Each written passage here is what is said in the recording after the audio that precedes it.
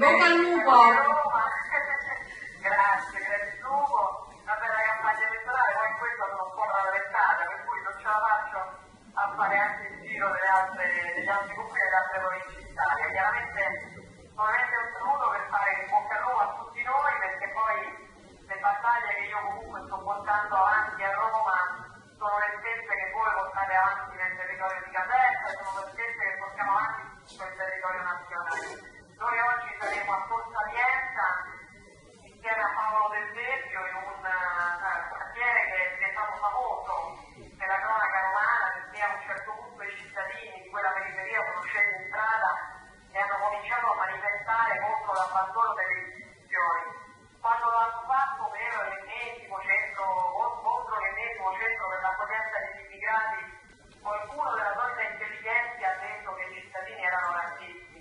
Al tempo io fui l'unica che andò a Tor Sapienza e la realtà che si vede lì è la realtà di una periferia completamente abbandonata da quelli che parlano, perché tanto abitano nei quartieri bene, dove i cittadini non hanno niente, non hanno servizi, non hanno illuminazione, non hanno rispetto per le tasse che pagano.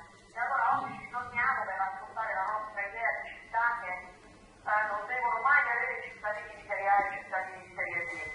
Le persone pagano le tasse, pretendono servizi, pretendono amministrazioni che siano all'altezza del compito. È più o meno quello che vogliamo ovviamente costruire anche con l'aiuto di Chiarovente, dei nomi dei nostri Fratelli d'Italia sul territorio di Caserta, e cioè amministrazioni che non facciano gli interessi dei partiti politici o di grandi concentrazioni o di poteri forti o dei palazzinari, ma che facciano gli interessi dei cittadini che vivono. Questo è ovviamente